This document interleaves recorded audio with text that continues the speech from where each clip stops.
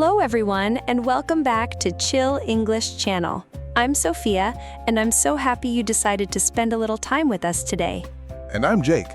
Whether you are listening at home, on a train, during a walk, or while drinking a cup of coffee, thank you for being here with us. We hope this conversation helps you relax while improving your English naturally, one sentence at a time. Today, we have a topic that almost everyone thinks about at some point in life because it affects friendships, work, travel, family, and even everyday shopping. We are going to talk about how to make interesting conversations and how to speak naturally and confidently with other people. As always, we will use clear and natural English that is comfortable for B1 to B2 learners. We won't speak too quickly, and we won't use difficult grammar just to sound impressive. Instead, we'll focus on real conversations that you can imagine having in your own daily life. Remember, you don't have to understand every single word. The goal is to enjoy the conversation and let your English grow little by little. Learning a language is not about perfection. It is about becoming more comfortable every day. Before we begin, we would like to ask you a simple question. Think about this while you listen. When was the last time you had a really interesting conversation with someone? Maybe it happened yesterday. Maybe it happened several months ago. Or maybe you can't even remember because many conversations feel short, repetitive, or a little awkward. If that sounds familiar, don't worry. Many people feel exactly the same way. Some people think that good conversation is a special talent that only a few lucky people have. But in reality, conversation is a skill. And like every skill, it becomes better with practice. You don't have to become the funniest person in the room. You don't have to know thousands of interesting stories. And you certainly don't need perfect English to connect with someone. Very often, people remember how you made them feel much more than the exact words you said. That's one reason conversations are so powerful. A simple conversation can create a friendship. It can help you find a new job. It can teach you something you never knew before. It can even completely change your opinion about another person. Sometimes one conversation changes the direction of someone's life. That sounds dramatic, but it really happens. I completely agree. Jake, can I ask you something? Of course. Have you ever met someone who could talk to almost anyone? Yes, many times. And something surprised me about those people. What was that? They weren't always the loudest people. Really? Yes, I used to think interesting people always talked a lot. I thought the same thing when I was younger. But then I noticed that many excellent conversationalists actually spend a lot of time listening. That's such an important point. They asked questions, they smile, they seem curious, they make the other person feel comfortable. So they don't try to impress everyone all the time. Exactly. They try to understand people instead.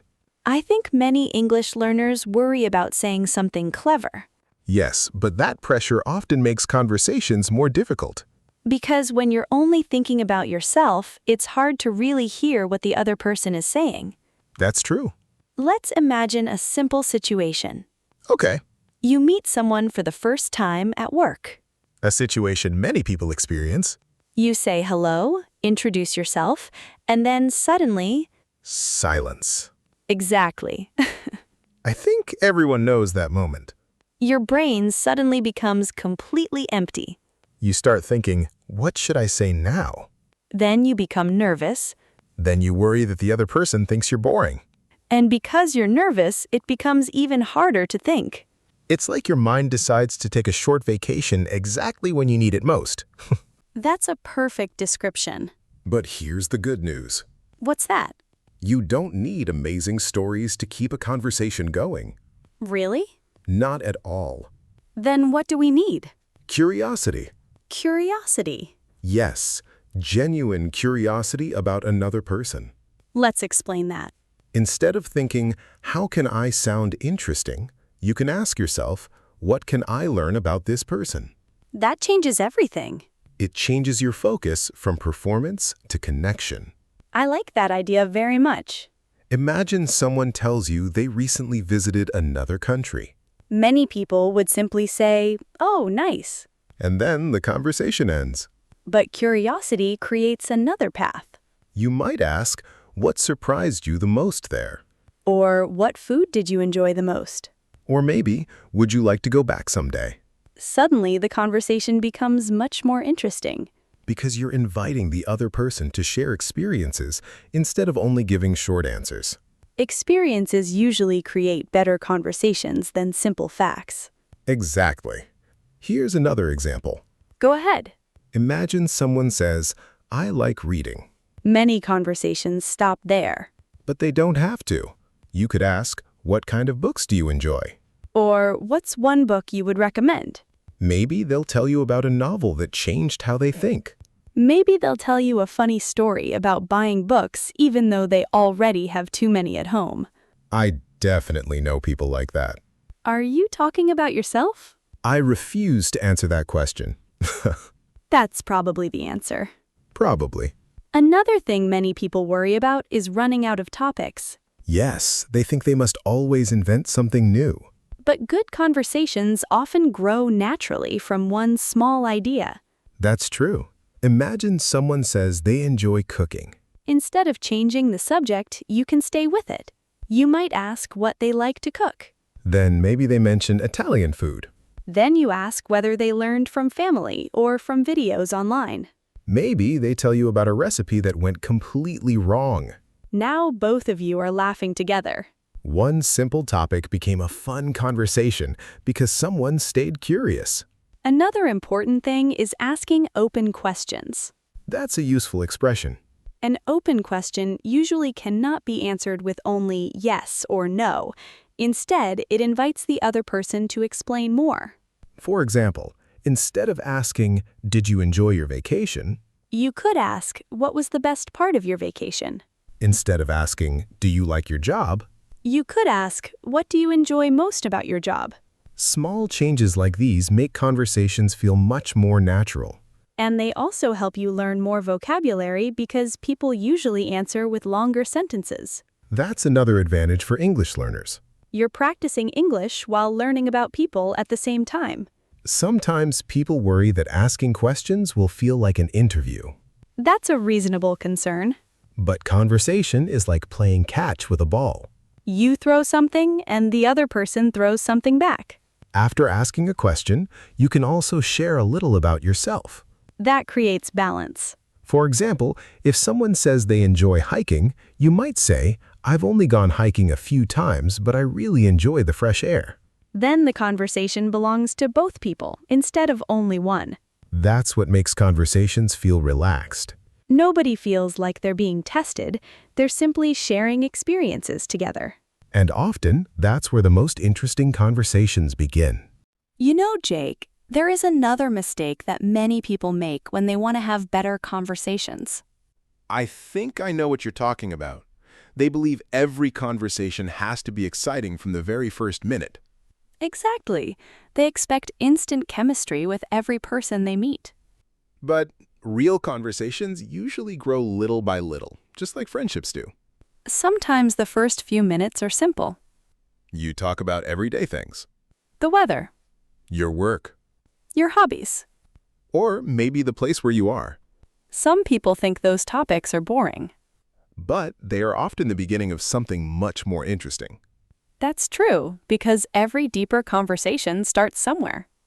Imagine meeting someone at a coffee shop. You might begin by talking about the coffee. Then you discover that both of you enjoy trying cafes in different cities. That leads to talking about travel. Then you start discussing your favorite places. After that, you begin sharing memorable experiences. Suddenly, you've been talking for 40 minutes without even noticing. It all started with one simple question about coffee. That's why we should never underestimate small talk. I know, some people don't like the expression small talk.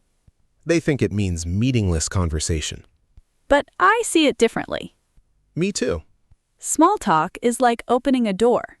You don't stay at the door forever. You simply use it to enter. Once you're inside, the conversation becomes deeper naturally. Another useful habit is paying attention to what the other person says instead of thinking about your next sentence. That sounds simple, but it's actually difficult. Especially when you're speaking in another language. Yes, because your brain is busy translating, choosing vocabulary, and checking grammar. While doing all that, you sometimes stop listening. Exactly. I remember doing that when I was learning another language. Really? Yes, someone would tell me a long story, and instead of listening carefully, I was secretly preparing my answer. Then what happened? They finished speaking, smiled at me, and I realized I had no idea what they had just said. I think many language learners have experienced that. It felt a little embarrassing. But it's completely normal. So now I try to slow down. Slowing down is actually a powerful communication skill. You don't have to answer immediately. A short pause is perfectly natural. It gives you time to think. And it shows that you're considering what the other person said. Many people are afraid of silence. That's true. They think every second must be filled with words. But comfortable silence is part of good conversation, too. Sometimes both people simply smile. Sometimes they look around for a moment. Then someone continues with another thought. It feels relaxed instead of rushed. Let's talk about another important habit. Go ahead. Showing real interest. Not pretending to be interested. Exactly. People usually notice the difference. If someone is only waiting for their turn to speak, you can often feel it. But when someone listens carefully, asks thoughtful questions, and remembers small details, it creates trust. Trust makes conversations deeper. Imagine that your friend tells you they have a job interview next week. Then a week later, you ask, "How did your interview go?" That simple question shows that you remembered. And remembering small details makes people feel valued. Everyone likes feeling remembered. Absolutely. There's another idea that has helped me a lot. What is it? Instead of trying to sound intelligent, I try to be clear. I love that advice. Many English learners think they need advanced vocabulary all the time. But communication is more important than complicated words. A simple sentence spoken confidently is often much stronger than a confusing sentence with difficult vocabulary. I couldn't agree more. Sometimes people apologize too much for their English. Yes, they begin every conversation by saying, "Sorry, my English is very bad," even when their English is actually quite good. That happens surprisingly often. Instead of apologizing, you can simply start talking. Most people care much more about understanding you than judging your grammar. And if you make a mistake, just continue. Exactly. Conversation isn't an English exam. It's communication. And communication is about sharing ideas. Jake, can I tell you something funny? Please do. A few years ago, I accidentally used the wrong word while talking to someone. What happened? I wanted to compliment their cooking. Sounds safe enough. But instead of saying the food smelled wonderful, I accidentally said something completely different. Oh no. The room became very quiet for about 3 seconds. That's never a good sign. And then everyone started laughing, including me. And did the conversation survive? It actually became better. Really? Yes, everyone started sharing funny language mistakes they had made. That's a great example. My mistake didn't end the conversation. It made everyone feel more relaxed. Because nobody is perfect. Exactly. Sometimes our mistakes make us more human. Another useful habit is telling short stories instead of giving only short answers. Let's compare two responses. Good idea. Someone asks, "How was your weekend?" You could simply answer, "It was fine." That's polite. But it doesn't give the conversation anywhere to go. Now imagine another answer. It was great. I tried making homemade pizza for the first time, and it looked terrible but tasted surprisingly good. Immediately, there are many possible questions. Who taught you? Would you make it again? What toppings did you use? A tiny story creates many new directions. That's why details matter. Not long stories. Just enough detail to give the other person something to connect with. I also think enthusiasm is important. Definitely. You don't have to become louder. You simply let your interest show. If you enjoy photography, talk about what you enjoy. If you love music, explain why. Passion is interesting. Even if someone doesn't share your hobby, they often enjoy hearing someone speak with genuine excitement. That's because emotions are contagious. When someone smiles while telling a story, it's difficult not to smile too. Of course, conversations aren't always easy. Sometimes you meet someone who answers every question with one word. Yes. How was your day? Fine. Did you do anything interesting? Not really. Those conversations can feel difficult. But it doesn't always mean they dislike you. They might be tired. They might be shy. Or maybe they've simply had a stressful day. That's why it's helpful not to take everything personally. Good conversations are created by two people together. Sometimes the timing simply isn't right. And that's perfectly normal. Another skill that improves conversations is learning to notice emotions, not only words. That's a very interesting point. If someone says, "I've been really busy lately," there may be more behind that sentence. They might feel excited. Or overwhelmed. Or even worried. Instead of changing the subject immediately, you could gently ask, "Has it been a good kind of busy?" That's a thoughtful question. It gives the other person space to explain how they really feel. And very often, meaningful conversations begin when people feel safe enough to be honest. Honesty doesn't always mean sharing your biggest secrets. Sometimes it simply means saying, "I've had a challenging week," or "I'm excited about something new." Those small moments of honesty help people connect. And connection is usually much more memorable than trying to sound impressive. We've talked about asking better questions, listening carefully, and showing genuine curiosity. Now, I'd like to explore one more important idea. The best conversations are not about being perfect. They are about making the other person feel comfortable. I completely agree. When people feel relaxed, they naturally become more open, and the conversation becomes easier for both people. Think about the people you enjoy talking to the most. They probably don't interrupt you every few seconds. They don't constantly try to prove they're smarter. And they usually don't turn every topic back to themselves. Instead, they make you feel heard. That's one of the greatest gifts you can give another person. Listening sounds simple, but real listening is becoming rare these days. Our attention is pulled in many different directions. Phones, Notifications, emails. social media. Sometimes people are physically together, but mentally somewhere else. That's true. And people can usually feel the difference. Even putting your phone away during a conversation sends a powerful message. It quietly says, right now, you are more important than my screen. I really like that idea. Me too. Jake, have you ever had a conversation that stayed in your memory for years? Yes, actually. What made it so memorable? Interestingly, it wasn't because we talked about something extraordinary. Really? No, I met an older gentleman while I was waiting for a delayed train. How did the conversation begin? It started with a very ordinary comment about how long the train was taking. That's a simple beginning. Very simple. But then we started talking about travel, books, family, and how people change over the years.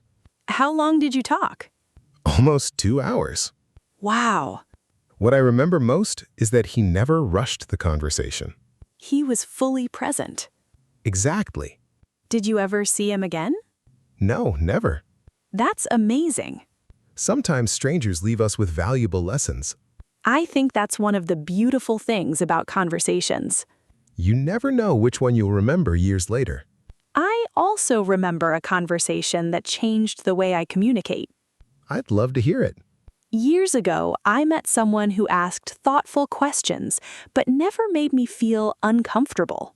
That's a rare skill. At one point, I noticed something. What was it? Every time I finished speaking, they paused for just a second before answering. They were thinking carefully. Yes, I never felt interrupted. That must have felt very respectful. It did. After that day, I started paying attention to my own listening habits. And did it change your conversations? Very much. I realized that slowing down often creates better communication than speaking faster. That's an excellent lesson for English learners, too. Absolutely. Many learners think fluency means speaking as quickly as possible. But natural communication isn't a race. clear ideas are much more valuable than fast words. Another thing I'd like to mention is confidence. Many people believe confidence comes first. But often confidence comes after experience. That's an important difference, You become confident because you've had many conversations. not before you've had them. So, if you're waiting until you feel completely confident, You might wait forever. instead, allow yourself to be a beginner. Everyone starts somewhere. Even people who seem naturally confident once felt nervous. We usually only see their present, not their past. That's a good reminder. Here's another helpful idea. Don't try to win conversations. I like that. Sometimes people become so focused on proving they're right that they stop trying to understand each other. A conversation isn't a competition. It's cooperation. Even when people disagree, they can still respect each other. In fact, some of the most interesting conversations happen between people with different opinions. As long as both people remain respectful. Exactly. Let's review some useful vocabulary from today's episode. Great idea. The first word is curiosity. Curiosity means wanting to learn or discover more about something or someone. For example, curiosity helped me make new friends while traveling. Another useful word is connection. Connection means feeling close or understood by another person. You could say, a good conversation creates a real connection. Next, we have confidence. Confidence is believing in your ability without needing to be perfect. For example, the more I practice speaking English, the more confidence I have. Another important word is genuine. Genuine means real, honest, and sincere. For example, people appreciate genuine interest. We also use the word thoughtful. A thoughtful person carefully considers other people's feelings and ideas. For example, she asked thoughtful questions during our conversation. Another useful word is comfortable. Comfortable doesn't only describe a chair. It also describes how people feel with each other. You might say, he made everyone feel comfortable. Finally, we talked about presence. Presence means giving your full attention to the moment and to the person in front of you. It's one of the most valuable communication skills anyone can develop. Before we finish, we'd like to leave you with one small challenge. The next time you have a conversation, don't worry about sounding impressive. Instead, choose one simple goal. Ask one thoughtful question. Listen a little longer before answering. Smile naturally. Share one small story from your own life. You might be surprised by how much easier the conversation feels. Remember, interesting conversations are not created by perfect speakers. They are created by curious listeners. Every conversation is a chance to learn something new. About another person. About the world. And sometimes, even about yourself.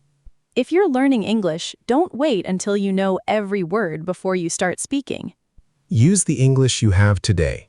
Every conversation will teach you something that no textbook can. Every mistake will become experience. Every new person will give you another opportunity to grow. Step by step, conversation by conversation, your confidence will become stronger.